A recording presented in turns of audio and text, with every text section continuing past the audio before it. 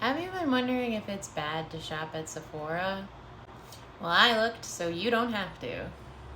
This is Cut Off the Spigot, where I take a look category by category to find where else to shop beyond Amazon, Walmart, and Target, other big corporations and private equity firms that are ruining our country and our democracy and our economy. Sephora is owned by Louis Vuitton Moët Hennessy, or LVMH, which is a publicly traded company in France.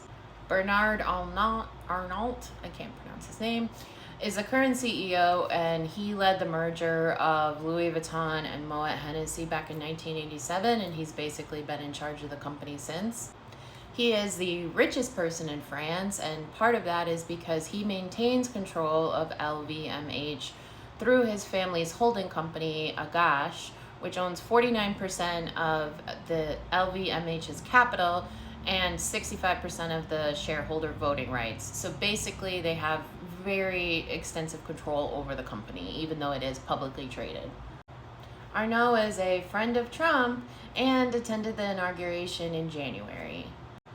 Arnault opened a LVMH factory in 2019 in Texas, and him and Trump toured the facility together. Now, this is one of their worst performing factories across the globe. Most of this is due to production issues, which also just highlights that we can't move manufacturing back to the US overnight. It takes time and investment and training workers and all sorts of things. Now Arnault is blaming EU leadership instead of Trump and not mentioning him for the tariffs and not negotiating correctly in this trade war. He also wants to push for a free trade zone between the US and EU, which Elon Musk supports. So, France's richest man is trying to court Donald Trump, but what does this actually mean for Sephora? Sephora is part of their selective retailing business group, which includes Sephora and a couple other brands, and that group contributed to 22% of LVMH's revenue in 2024. The selective retailing group also has been called out for remarkable performance despite dropping luxury sales. So what does this all mean? Not shopping at Sephora and hurting their performance business there has an outsized impact on LVMH's overall business, because that's where they're making money right now, especially as all the luxury sales are going down and will probably continue to go down.